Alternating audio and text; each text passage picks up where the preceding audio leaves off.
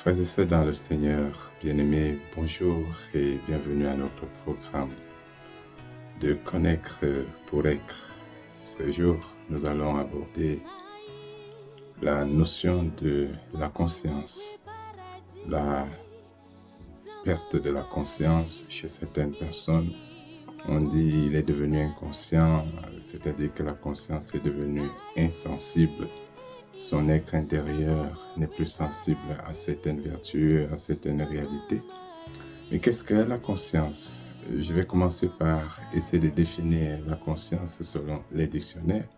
La conscience est cette connaissance intuitive que l'on a de son état intérieur ou même de son existence extérieure aussi, de l'existence de la réalité extérieure. De ce qui nous environne.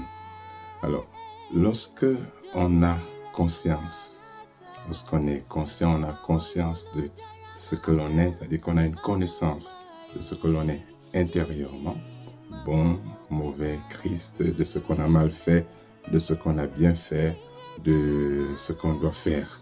On dit, il y a de la conscience.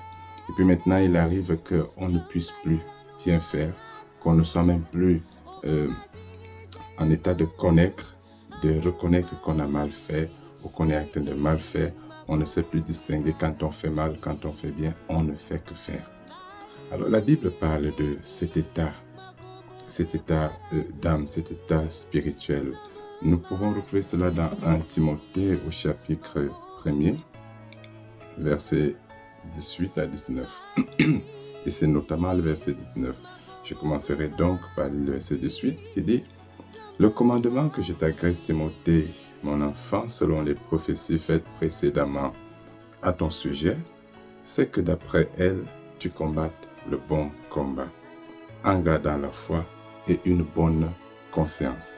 Cette conscience, quelques-uns l'ont perdue, ils ont fait naufrage par rapport à la foi. Quelques-uns l'ont perdue. Il y a des gens qui ont perdu la bonne conscience, la connaissance de ce que l'on est intérieurement, la connaissance de ce que l'on fait, c'est-à-dire la connaissance de la qualité morale, la qualité spirituelle, l'état moral de ce que l'on est, de ce que l'on fait, de ce que l'on pratique. Est-ce que je suis conscient de ce que je suis? Est-ce que je suis conscient de ce que je fais? Est-ce que je suis conscient de ce que les actes que je pose représentent aux yeux de Dieu, aux yeux du prochain? Ceci est très important pour marcher avec le Seigneur.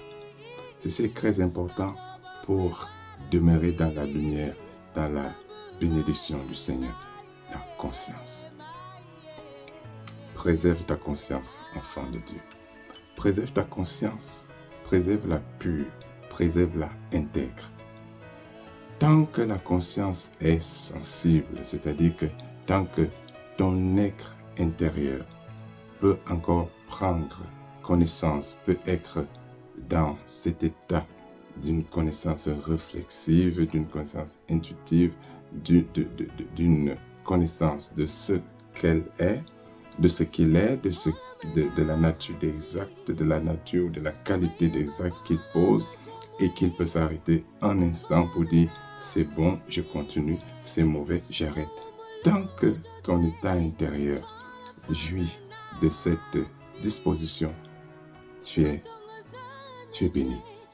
Je vais dire comme ça, tu es béni. Ça veut dire que tu peux continuer la marche, tu peux continuer à honorer, tu peux continuer à glorifier le Seigneur et à jouir de sa bienveillance, de sa bonté, de ses grâces, de ses faveurs. Mais il arrive que, à cause d'une multiplication du mal, il arrive que la conscience finisse par être insensible. C'est-à-dire que votre état d'âme, votre état intérieur ne sait plus discerner, il ne sait plus reconnaître, il ne sait plus prendre, marquer un temps d'arrêt pour voir ça c'est bon. Ton état intérieur ton être intérieur ne sait plus reconnaître, ne sait plus discerner le bien qu'il fait ou du mal qu'il fait. Il faut faire attention de perdre ta conscience. Fais attention de perdre ta bonne conscience. Beaucoup l'ont perdu. Alors, vous voyez, il y a des gens qui foncent dans le mal. Et vous posez la question, est-ce qu'il est conscient de ce qu'il fait?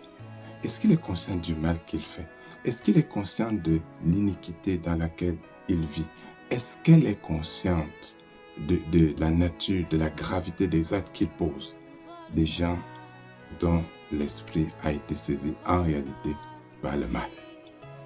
Quand le mal vous saisit, vous n'êtes plus conscient, vous perdez la conscience. Quand votre âme, et qu'est-ce qui conduit à cet état d'âme? C'est en fait ce qu'on appelle l'endurcissement du cœur. Et ça correspond, je reviendrai dessus une autre fois, à ce qu'on appelle le péché contre le Saint-Esprit. Lorsque votre cœur s'endurcit dans le mal, c'est-à-dire que le mal s'enracine dans votre être intérieur, le mal s'établit dans votre être intérieur, dans votre esprit, vos sentiments sont investis du mal, votre esprit ne peut réfléchir que dans le sens du mal. Vous êtes en fait hanté par le mal. Vous êtes hanté, possédé par le mal et vous n'allez pousser que dans le mal. Même ce qui peut être fait bien, ce qui d'évidence peut être bien fait, vous allez le retourner dans le mal. Tout concourt au mal dans les actes. Tout concourt au mal dans les actes. Les gens disent, pour le mal, il fait. Je vais faire ça pour le mal. Il a fait ça pour le mal. Quelque chose que tout le monde, de façon évidente, va concevoir dans le bien. Il va retourner cela dans le mal. C'est que la conscience est déjà morte. Elle est insensible. Et de telles personnes ne peuvent être vouées qu'à l'enfer.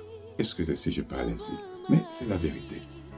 Vous savez, Dieu nous a créés avec une bonne conscience pour l'aimer, pour l'adorer, pour faire du bien à son image, pour être comme lui, parce que Dieu est amour, Dieu est bon, il est compatissant, il est miséricordieux.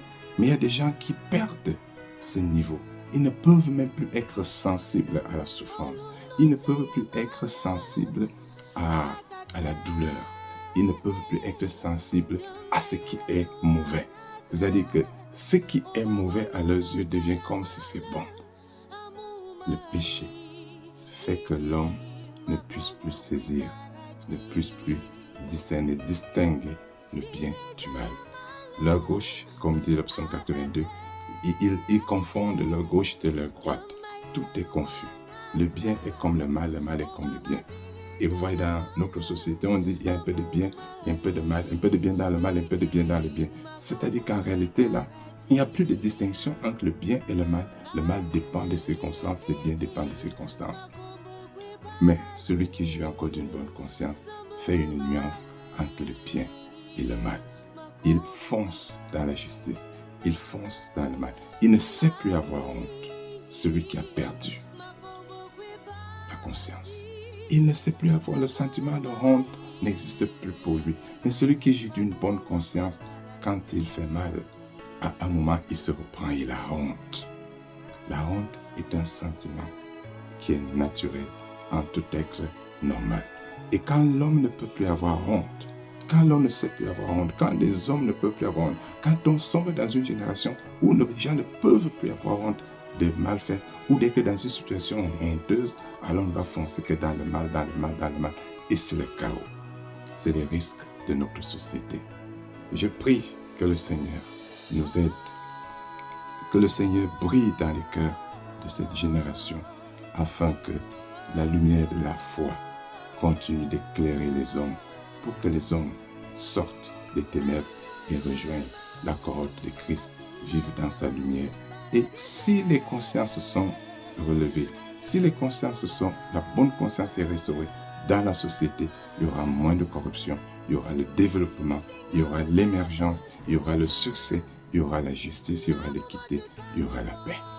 Que Dieu vous bénisse et que chacun de nous veille sur sa conscience, travaille pour une conscience éveillée afin que nous assurions à la société et à la postérité le succès, le bonheur, l'équité, l'épanouissement, la paix et l'avenir. Que Dieu vous bénisse et que la lumière de l'Esprit Saint abonde en vous. Amen. Shalom.